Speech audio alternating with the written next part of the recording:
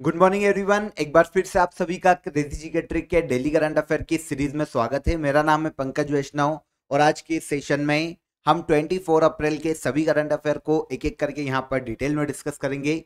Video में and तक बने रहिएगा। वीडियो पसंद आए तो लाइक और शेयर कर दीजिएगा। पीडीएफ आपको क्रेजी जी का ट्रिक के टेलीग्राम चैनल पर इवनिंग में 6 बजे तक मिल जाएगी। वहां से इसे आप इजीली कलेक्ट कर सकते हैं। फ्री ऑफ कॉस्ट है तो आप कलेक्ट कर लीजिएगा। इसके अलावा लास्ट सेशन में हमने एनडीए के पेपर को डिस्कस किया था, कुछ क्वेश्चंस देखे थे। काफी अच्छा रिस्पांस आया है स्टूडेंट्स का, कमेंट में मैंने देखा। तो आगे चलकर हम इसी तरह से सीडीएस की एग्जाम के पेपर को भी एनालिसिस करेंगे और जितने भी एग्जाम्स आएगी उनके एमसीक्यूज जो भी करंट अफेयर के हैं वो हमारे करंट अफेयर से कहां से पूछे गए हैं, इनको हम लगातार अब डिस्कस करेंगे। अभी हम शुरू करते हैं 24 अप्रैल के करंट अफेयर को, लेकिन उससे पहले बात करते हैं क्वेश्चन ऑफ द डे की। आंसर कीजिएगा कमेंट बॉक्स में। पहला क्वेश्चन, अहमद अब्दुल्ला अल अहमद अल सबा किस देश के पीएम हाल ही में नियुक्त किए गए? किस विमेन क्रिकेटर को Wisden leading cricketer of the year 2024 चुना गया है? और लास्ट क्वेश्चन है हमारा, हर साल वर्ल्ड हीमोफीलिया डे कब मनाया जाता है? 3 क्वेश्चन है, कमेंट में जरूर आंसर कीजिएगा। हम चलते हैं हमारे आज के करंट अफेयर के सबसे पहले क्वेश्चन पर। Stockholm international peace research institute, जिसे सिप्री के नाम से जाना जाता है, इसके अनुसार वर्ष 2023 में सेनाओं और हथियारों पर खर्च मामले में भारत दुनिया में कौन से स्थान पर है? तो देखिए, पहले सिप्री को समझे तो ये एक इंडिपेंडेंट इंटरनेशनल ऑर्गेनाइजेशन है जो कि पूरे वर्ल्ड में हथियारों पर नियंत्रण के लिए निरस्त्रीकरण पर काम करता है और इसके अलावा इसके लिए रिसर्च में योगदान देता है, रिसर्च करता है ताकि पूरे वर्ल्ड में जो शांति है उसे स्थापित किया जा सके, पीस को स्थापित किया जा सके। तो ये काम करती है सिप्री, इंडिपेंडेंट इंटरनेशनल ऑर्गेनाइजेशन है। इसने हाल ही में वर्ल्ड के सभी देशों ने अपनी सेना पर और हथियारों पर कितना खर्च किया है, इस मामले में एक रिपोर्ट निकाली है और सिप्री की इस रिपोर्ट में भारत को सैन्य खर्च के मामले में चौथे स्थान पर रखा गया। तो आंसर हो जाएगा यहां पर आंसर सी। बेसिक इंफॉर्मेशन आपको पूरी मिल जाती है सिप्री की इस रिपोर्ट के बारे में। ऑर्गेनाइजेशन क्या काम करता है ये पता चल गया। भारत सैन्य खर्च के मामले में, हथियारों पर खर्च के मामले में वर्ल्ड में कौन से स्थान पर है ये पता चल गया। 4th स्थान पर है सिप्री की इस रिपोर्ट के अनुसार। पूरी डिटेल देख लेते हैं क्योंकि हमको फर्स्ट, सेकंड, थर्ड के बारे में भी पता होना चाहिए। तो सिप्री ने वर्ष 2023 में सेनाओं और हथियारों पर खर्च के मामले में इस रिपोर्ट को अब 2024 में जारी किया है। इस रिपोर्ट में सिप्री ने बताया है कि 2023 में कुल सैन्य खर्च पूरे वर्ल्ड में 24.4 खरब डॉलर रहा है। 2023 में सैन्य खर्च के मामले में 2022 में जो सैन्य खर्च हुआ था उसकी तुलना में 6.8% ज्यादा खर्च हुआ है 2023 में। अभी तक सैन्य खर्च के मामले में यह सबसे बड़ा आंकड़ा है जो कि 2023 को लेकर आया है। अब बात आती है कि पहले स्थान पर कौन। तो इस रिपोर्ट में सैन्य खर्च के मामले में पहले स्थान पर आता है यूएसए, जिसने 2023 में दुनिया में सेनाओं और हथियारों पर खर्च किया है सबसे ज्यादा, और अमेरिका आता है इस लिस्ट में पहले स्थान पर। अमेरिका ने सेना पर देखिए 916 बिलियन डॉलर खर्च किया है, अपना डिफेंस सेक्टर पर 916 बिलियन डॉलर का खर्च किया है। दुनिया में सैन्य मामलों में, डिफेंस में जितना भी खर्चा हुआ है ना, उसका 37% से ज्यादा अकेले यूएसए ने खर्च किया है। सेकेंड प्लेस पर आता है चाइना। चाइना ने अपने यहाँ पर सेना पर या डिफेंस पर 296 बिलियन डॉलर खर्च किया है और पूरे वर्ल्ड में डिफेंस सेक्टर पर जितना खर्च हुआ है उसका 12% चाइना ने अपने यहाँ पर खर्च किया है। थर्ड पर आता है रशिया। 2023 में इसने 109 बिलियन डॉलर खर्च किया है अपना डिफेंस सेक्टर बढ़ाने के लिए। और फोर्थ पर आता है इंडिया। ऑब्वियस सी बात है, वर्ल्ड में एक बहुत ही बड़ी शक्ति उभर के आ रहा है इंडिया, है ना। तो अपने डिफेंस सेक्टर को भी मजबूत करना बहुत ज़रूरी है क्योंकि चाइना और इधर से पाकिस्तान, कभी कभी मालदीव, ये आंख दिखाते रहते हैं, तो डिफेंस सेक्टर को टाइट करना बहुत ज़रूरी है। तो 4th नंबर पर आता है इंडिया, जिसने देखिए 2023 में 83.6 बिलियन डॉलर अपने डिफेंस सेक्टर पर खर्च किया है जो कि 2022 के मुकाबले 4.2% ज्यादा है। तो यहाँ पर टॉप 4 कंट्री बता दी मैंने आपको जिन्होंने सबसे ज्यादा अपने डिफेंस सेक्टर पर खर्च किया। सिप्री के बारे में नॉर्मली इंफॉर्मेशन आपको मिल गई, संस्था क्या काम करती है। 1966 में इसका गठन हुआ था और इसका मुख्यालय स्वीडन के स्टॉकहोम में, स्टॉकहोम बेस्ड एक इंटरनेशनल ऑर्गेनाइजेशन है सिप्री, जिसकी ये रिपोर्ट थी सैन्य खर्च के मामले में। कंफर्म। आगे बढ़ने से पहले एक छोटा सा अपडेट देता हूं, आप सभी को मैं बार बार बता रहा हूं कि रेलवे की टारगेट बैच लगातार लाइव चल रही है आप सभी के लिए रूट एप्लीकेशन पर। काफी नॉमिनल चार्जेस से, नीचे आप स्क्रीन पर देखिए 499 में आपको पूरा बैच मिल रहा है। 2024 की रेलवे की जितनी भी वैकेंसी है वो इसी सिंगल बैच में आपकी कवर हो जाएगी। इसके लिए आप अपनी तैयारी को और ज्यादा इंप्रूव कर सकते हैं रेलवे एग्जाम के लिए। आपके लिए देखिए टेस्ट सीरीज भी अवेलेबल है रूट एप्लीकेशन पर। इसका चार्जेस वैसे काफी नॉमिनल है, लेकिन अगर आपने हमारी टारगेट बैच को रेलवे की ज्वाइन कर रखा है तो ये आपको 50% ऑफ में मिल जाएगी, जहां पर स्पेसिफिक रेलवे एग्जाम के आपको PYQ और आने वाले जितने भी एक्सपेक्टेड क्वेश्चन है उनका एक बल्क मिलेगा। 20,000 से ज्यादा क्वेश्चन आपको इस टेस्ट सीरीज में मिलने वाले हैं रेलवे के लिए। तो रूट एप्लीकेशन को जरूर डाउनलोड करें आप प्ले स्टोर से और विजिट करें, चेकआउट करें। ईयरली करंट अफेयर की ई बुक भी आपको वहीं पर मिल जाएगी, जहां से रेलवे के एग्जाम में जो प्रीवियस एग्जाम है वहां से अधिकतर क्वेश्चन जो अभी हुई है 2024 में हमारी ईयरली ई बुक से ही आए हैं। तो रेलवे की एग्जाम के लिए भी काफी हेल्पफुल रहेगी आपके लिए। तो आप रूट एप्लीकेशन को प्ले स्टोर से डाउनलोड कर लीजिए, वहां पर आपको सब अवेलेबल है। नीचे डिस्क्रिप्शन में नंबर दिया है, उस पर कॉल करके आप इंफॉर्मेशन भी ले सकते हैं। चलिए सेकंड क्वेश्चन पर आ जाएं। 24 अप्रैल को राष्ट्रीय पंचायती राज दिवस मनाया जाता है। पंचायत का प्रावधान भारतीय संविधान के किस शेड्यूल में देखने को मिलेगा? तो पहली चीज, राष्ट्रीय पंचायती राज दिवस कब मनाया जाता है? तो नेशनल पंचायती राज डे मनाया जाता है हर साल 24 अप्रैल को। ओके, भारतीय संविधान का 11th शेड्यूल पंचायती राज जो कि ग्रामीण स्थानीय स्वशासन है इससे संबंधित प्रावधान करता है।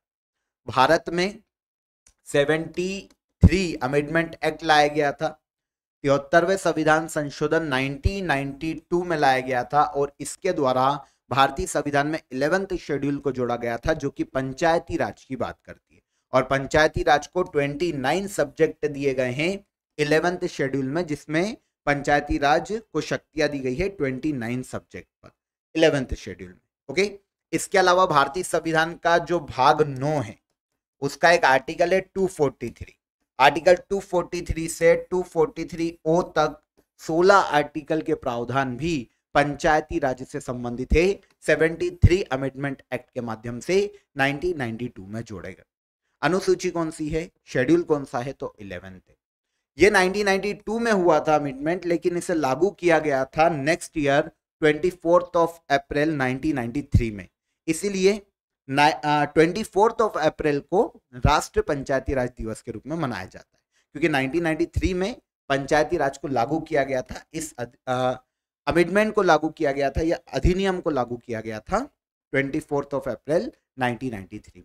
ठीक है, तो यहां पर बेसिक इंफॉर्मेशन पता चल गई। 24 अप्रैल को राष्ट्रीय पंचायती राज दिवस मनाया जाता है। इस साल 14th राष्ट्रीय पंचायती राज दिवस मनाया गया। इसकी शुरुआत देखिए 2010 में भारत के जो पूर्व पीएम थे मनमोहन सिंह, उन्होंने घोषणा की थी कि भैया अगले साल से मतलब 2011 से हम 24 अप्रैल को राष्ट्रीय पंचायती राज दिवस मनाएंगे। तब से लेकर 2011 से हर साल 24 अप्रैल को राष्ट्रीय पंचायती राज दिवस मनाया जाता है और इस साल 2024 में यह 14th नेशनल पंचायती राज डे है, याद रखिएगा। ठीक है, कारण क्या है इसे 24 अप्रैल को मनाए जाने का, ये भी मैंने आपको बता दिया। 1993 में ये अमेंडमेंट एक्ट लागू हुआ था अधिनियम के माध्यम से, तो इसीलिए 24 अप्रैल डेट चुनी गई नेशनल पंचायती राज डे के लिए। ठीक है, थर्ड क्वेश्चन पर आएंगे। चिथिराई त्योहार किस राज्य में मनाया जाता है? तो चिथिराई त्योहार भारत में तमिलनाडु राज्य में मनाया जाने वाला एक त्योहार है, बहुत ही फेमस है। तमिलनाडु के मदुरई में एक मीनाक्षी टेम्पल, वहां पर चिथिराई त्योहार या फेस्टिवल को सेलिब्रेट किया जाता है। भारत के तमिलनाडु राज्य में। कंफर्म? देखिए यहां पर तमिलनाडु के मदुरै में मीनाक्षी मंदिर है, जहां पर हर साल चिथिराई फेस्टिवल मनाया जाता है। वैसे तमिल महीना आई है चिथिराई, इसीलिए नाम पड़ा है चिथिराई फेस्टिवल। हिंदू कैलेंडर के अनुसार चैत्र माह में आता है, ठीक है, चिथिराई फेस्टिवल। अब ये जो फेस्टिवल है ये भगवान शिव और माता पार्वती के विवाह से संबंधित है, विवाह समारोह के रूप में देखा जाता है, ठीक है ना। इस दिन भगवान विष्णु अपनी बहन मीनाक्षी जो कि माता पार्वती है और सुंदरेश्वर जो कि भगवान शिव है, इनके विवाह समारोह में शामिल होते हैं, जिसे चिथिराई के रूप में मनाया जाता है। और इसके अलावा शिव धर्मी और जो वैष्णव पंथ के लोग हैं उनकी एकता को दर्शाने के लिए भी इस पर्व को सेलिब्रेट किया जाता है तमिलनाडु के मीनाक्षी टेम्पल में या मीनाक्षी मंदिर, ठीक है ना। जब चिथिराई फेस्टिवल शुरू होता है तमिलनाडु में, तो जो पहला आयोजन होता है फेस्टिवल के शुरू होने के समय, उसे कोडियत्रम कहा जाता है। कोडियत्रम मतलब शुरुआत का दौर है चिथिराई फेस्टिवल के। कोडियत्रम इस दिन क्या होता है, जो मुख्य पुजारी है मीनाक्षी मंदिर का, वो झंडा फहराकर, जो ध्वज होता है भगवान का, उसको फहराकर इस महोत्सव या फेस्टिवल की शुभारंभ की घोषणा करते हैं। यही घोषणा कोडियत्रम के नाम से जानी जाती है। ओके, इतना डेप्थ में नहीं जाना है, तो चिथिराई फेस्टिवल को हम याद रखेंगे। तमिलनाडु में मीनाक्षी टेम्पल पर मनाया जाता है। यह टेम्पल वेगई नदी के किनारे तमिलनाडु के मदुरई में स्थित है। डन, ठीक है, आगे बढ़ेंगे। हाल ही में खिलाड़ी सौरभ घोषाल ने संन्यास की घोषणा की। सौरभ घोषाल किस खेल से संबंधित है? तो सौरभ घोषाल की बात करें तो ये स्क्वैश खिलाड़ी हैं, भारत के पश्चिम बंगाल राज्य से बिलोंग करते हैं। तो सौरभ घोषाल ने हाल ही में इंटरनेशनल स्क्वैश गेमों से संन्यास की घोषणा की है। भारत के पश्चिम बंगाल राज्य से बिलोंग करते हैं। यह है सौरभ घोषाल, आप यहाँ पे इमेज देख सकते हैं, ठीक है ना। 22 साल तक इन्होंने स्क्वैश में भारत का प्रतिनिधित्व किया है। पश्चिम बंगाल से आते हैं और स्क्वैश में इनकी काफी ज्यादा उपलब्धियां हैं। इंपॉर्टेंट अर्जुन अवार्ड आपको याद रखना चाहिए, इन्हें अर्जुन अवार्ड दिया गया था खेलों में इनकी उपलब्धियों के कारण 2007 में। इसके अलावा देखिए मेडल तो काफी सारे लाए हैं, 22 साल खेला है तो। फिर भी कुछ मेजर मेडल की बात कर लेते हैं, इनके जो मेजर इवेंट ये जीत के आए हैं उनकी बात कर लेते हैं। तो कॉमनवेल्थ गेम की बात करें तो कॉमनवेल्थ गेम 2018, इसमें देखिए इन्होंने सिल्वर मेडल अपने नाम किया था। फिर कॉमनवेल्थ गेम्स 2022 में जो कि बर्मिंघम में हुआ था, इन्होंने 2 ब्रॉन्ज मेडल जीते, एक तो सिंगल में जीता और एक मिक्स डबल में जीता है। एशियन गेम्स में इन्होंने 2014 में और 2022 में गोल्ड मेडल अपने नाम किए। 2014 में टीम इवेंट में और 2022 में भी टीम इवेंट में इन्होंने एशियन गेम्स में गोल्ड अपने नाम किया था।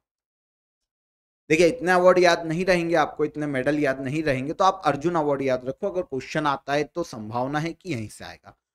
2007 में अर्जुन अवार्ड दिया गया था सौरभ घोषाल को, स्क्वैश के खिलाड़ी हैं। इंटरनेशनल स्क्वैश गेमों से हाल ही में इन्होंने संन्यास लिया है। आगे बढ़ेंगे। हाल ही में सिंगापुर और हांगकांग ने किस गैस की मौजूदगी के कारण भारतीय मसाले MDH और एवरेस्ट को बैन किया? MDH और एवरेस्ट 2 मसाले आपने यूज भी किए होंगे, कैजुअली हमारे घर में भी मिल जाते हैं। अभी क्या हुआ है कि सिंगापुर और हांगकांग ने इन दोनों ही मसालों को अपने देश में बैन कर दिया।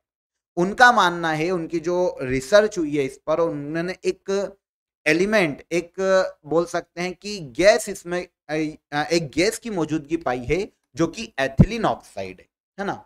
आंसर ए हो जाए। तो सिंगापुर और हांगकांग ने एथिलीन ऑक्साइड की उपस्थिति के कारण MDH और एवरेस्ट को अपने यहां पर बैन किया है। किसने? सिंगापुर और हांगकांग। देखिए एथिलीन ऑक्साइड की बात करें ना, चलो गैस की बात बाद में करेंगे, पहले हम डिटेल देखेंगे। तो देखिए हांगकांग का जो वर्ल्ड फूड सेफ्टी कमेटी है, हांगकांग और सिंगापुर की, ठीक है ना, हांगकांग और सिंगापुर की जो वर्ल्ड फूड सेफ्टी कमेटी है, इन्होंने जब इन दोनों मसालों को चेक किया, जब इन पर देखा इनको, तो इसमें एक गैस इनको मिली जो कि बैन है, और ये है एथिलीन ऑक्साइड। मतलब इनका यूज किया जाता है लेकिन खाने में नॉर्मली ये यूज नहीं होती है ना, क्योंकि हार्मफुल है ह्यूमन बॉडी के लिए।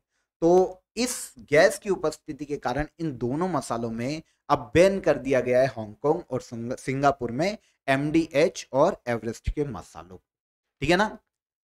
एथिलीन ऑक्साइड की बात करेंगे तो देखिए ये एक हल्की मीठी गंध वाली एक ज्वलनशील और रंगहीन गैस, ठीक है ना। नॉर्मली टेक्सटाइल इंडस्ट्रीज में, इसके अलावा फर्टिलाइजर इंडस्ट्रीज में, डिटर्जेंट, प्लास्टिक बनाने में, केमिकल इंडस्ट्रीज में इस गैस का यूज किया जाता है। ह्यूमन बॉडी के लिए हार्मफुल है। अगर ह्यूमन बॉडी के अंदर ये गैस जाती है तो इससे ब्रेस्ट कैंसर, स्टमक कैंसर जैसे डिसीज देखने को मिल सकती है। इसीलिए सिंगापुर और हांगकांग ने अब बैन किया है किसको, एमडीएच को और एवरेस्ट के मसालों को। कौन सी गैस है ये, एथिलीन ऑक्साइड, ठीक है।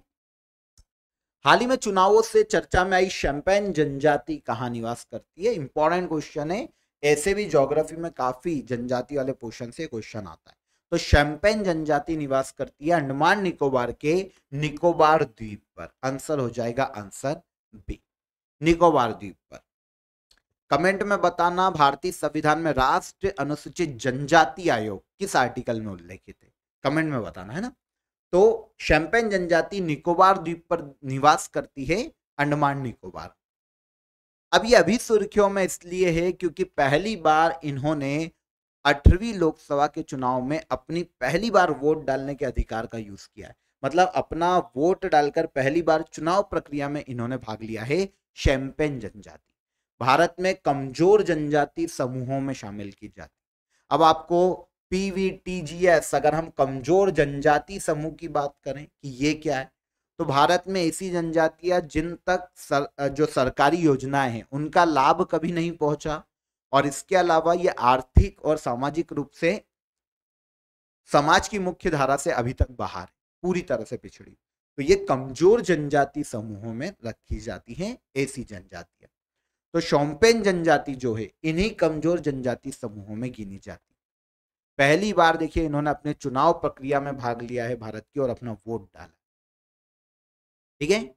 अब इस जनजाति ग्रेट निकोबार द्वीप पर आंतरिक भागों में रहती है, जंगलों में रहती है, ठीक है ना। और जैसा कि अभी मैंने आपको बताया कमजोर जनजाति समूह में शामिल है। भारत में कमजोर जनजाति समूहों की सबसे ज्यादा जनजातियां ओडिशा राज्य में देखने को मिलती है। लेकिन शैंपेन जनजाति की बात करें तो यह निकोबार द्वीप पर, अंडमान निकोबार में देखने को मिलेगी। 2011 की जनगणना में इनकी संख्या 229 थी, सिर्फ 229 लोग थे इस जनजाति, ठीक है। मूल रूप से शैंपेन भाषा बोलते हैं, इनकी स्थानीय लैंग्वेज है, इनके बीच में प्रचलित है, इसलिए जनजाति का नाम पड़ा है शैंपेन जनजाति। ओके, ठीक है। कहां पर निवास करती है, तो ये निवास करती है निकोबार द्वीप, या फिर ऐसा नहीं आता तो फिर केंद्र शासित प्रदेश याद रखो, अंडमान निकोबार, ठीक है। स्पेनिश पैरा बैडमिंटन चैंपियनशिप 2024 में भारत में कुल कितने पदक अपने नाम किए। तो स्पेनिश पैरा बैडमिंटन चैंपियनशिप, देखिए नाम से ये समझ में आ जाएगा कि स्पेन में आयोजित हुई होगी और पैरा बैडमिंटन चैंपियनशिप है। इस चैंपियनशिप में 2024 में भारतीय जो पैरा बैडमिंटन खिलाड़ी हैं उन्होंने कुल 22 मेडल अपने नाम किए हैं। आंसर है कितने, 22।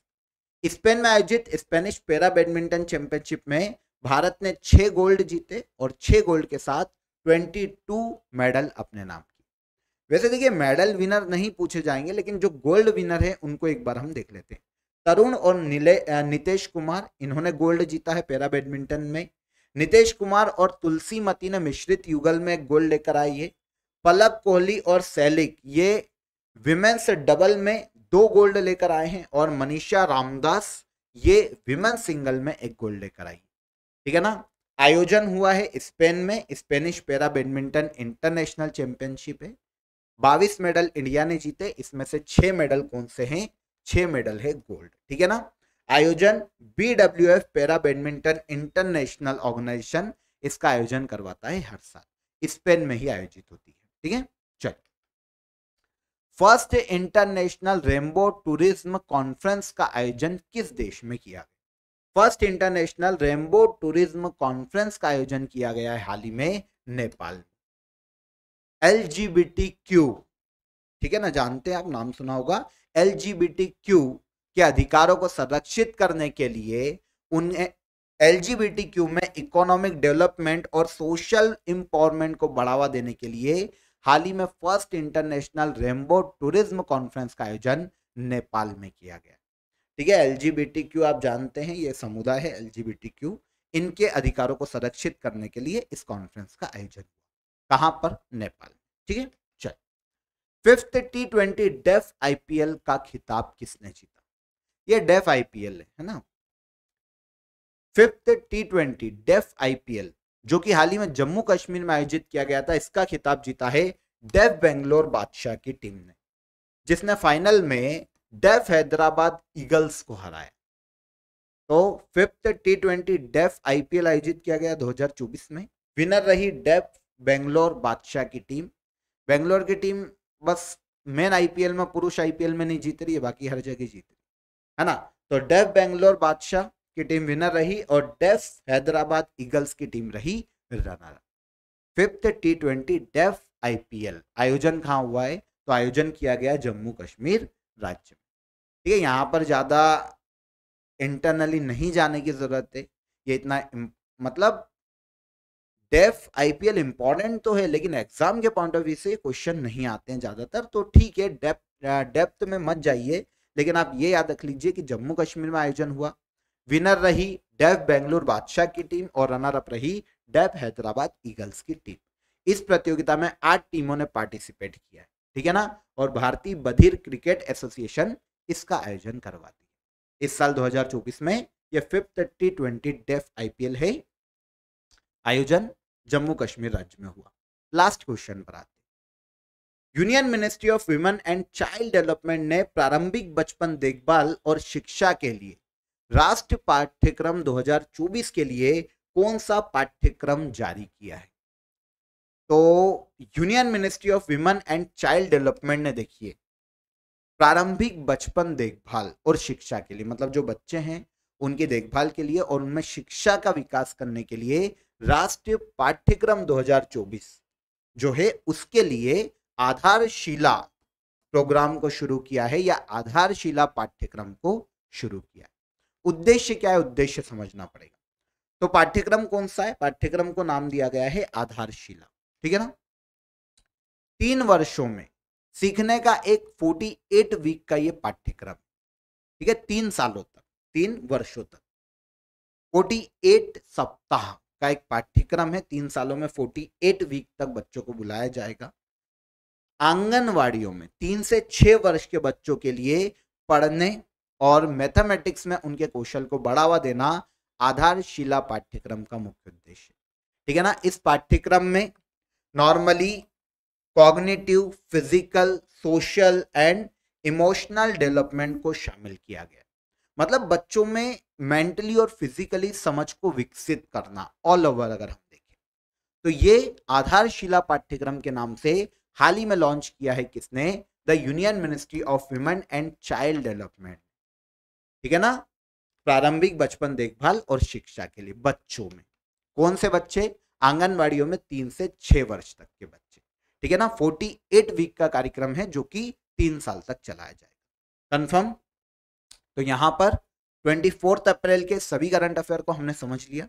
अब हम बात करेंगे लास्ट डे के रिवीजन की। लास्ट डे के करंट अफेयर को रिवाइज कर लेते हैं। कैंडिडेट शतरंज टूर्नामेंट जीतने वाले सबसे युवा खिलाड़ी कौन? इजी, डी गुकेश, सही है। इसके बाद हाल ही में एक्सरसाइज पूर्वी लहर का आयोजन भारत की किस सेना के द्वारा किया गया? इंडियन नेवी, कंफर्म, ठीक है। नेशनल फर्टिलाइजर लिमिटेड को नवरत्न का दर्जा दिया गया। नेशनल फर्टिलाइजर लिमिटेड की स्थापना कब की गई थी? तो नेशनल फर्टिलाइजर लिमिटेड की स्थापना कब की गई थी? 1974 में। यही पढ़ा था हमने last day. World book and copyright day कब मनाया जाता है? तो 24 अप्रैल को, और इसी दिन नेशनल पंचायती राज डे भी ऑब्जर्व किया जाता है। World press photo of the year 2024 प्रतियोगिता जीतने वाली तस्वीर का शीर्षक क्या है? तो फिलिस्तीन women embarrass the body of her nice, यह शीर्षक है जिस फोटोग्राफ को, तस्वीर को world press photo of the year 2024 चुना गया है। सिट्रॉन इंडिया ने किस भारतीय खिलाड़ी को अपना ब्रांड एम्बेसडर बनाया? कौन है ये? महेंद्र सिंह धोनी। चर्चित मुदुमलाई टाइगर रिजर्व किस राज्य में है? तो ये भारत के तमिलनाडु राज्य में स्थित है। बैशागु उत्सव किस उत्तर पूर्वी राज्य में मनाया जाता है? तो बैशागु उत्सव मनाया जाता है भारत के असम राज्य में। 2550वें महावीर जयंती के अवसर पर भगवान महावीर निर्वाण महोत्सव का आयोजन कहाँ किया गया? तो ये किया गया है नई दिल्ली। कल एक छोटा सा डाउट आ रहा था महावीर स्वामी के जन्म के बारे में, तो वहां पर हमने जो मेंशन किया था वो 599 ईस्वी पूर्व का ईयर था। तो देखिए काफी सारे इंटरनेशनल स्कॉलर जो है, जो हमारी टीम ने जो रिसर्च की है उसमें हमको पता चला है कि काफी सारे जो इंटरनेशनल स्कॉलर है उन्होंने 599 बीसी ईसा पूर्व का जन्म माना है महावीर स्वामी का। ठीक है, टाइम्स ऑफ इंडिया की खबर के अनुसार भी 599 ईस्वी पूर्व में जन्म हुआ था महावीर स्वामी का। लेकिन जो हमारी टेक्स्ट बुक है उसमें हमें वो ईयर 540 ईस्वी पूर्व का मेंशन किया गया है। ठीक है ना, अधिकतर टेक्स्ट बुक जितनी भी है जिससे हम तैयारी करते हैं कॉम्पिटिटिव एग्जाम की, उसमें ईयर मेंशन है 540 ईस्वी पूर्व, ये महावीर स्वामी का जन्म है। और इंटरनेशनल स्कॉलर मानते हैं ये 599 ईस्वी पूर्व। तो एग्जाम में अगर क्वेश्चन आए तो अधिकतर बार हमने देखा है कि ये ऑप्शन में आया है, तो हम ये टिक करते हैं 540 ईस्वी पूर्व। और अगर ये कभी ऑप्शन में नहीं आता तो फिर हमको ये देखने को मिल सकता है। कंफर्म? ठीक है, चलिए लास्ट क्वेश्चन। चर्चित खिलाड़ी बलराज पवार किस खेल से संबंधित है? तो बलराज पवार रोइंग से संबंधित खिलाड़ी है। आंसर हो जाएगा आंसर सी। ओके, अब लास्ट में question of the day, last day के भारत के किस उत्तर पूर्वी राज्य में लोंगटे त्योहार मनाया जा रहा है?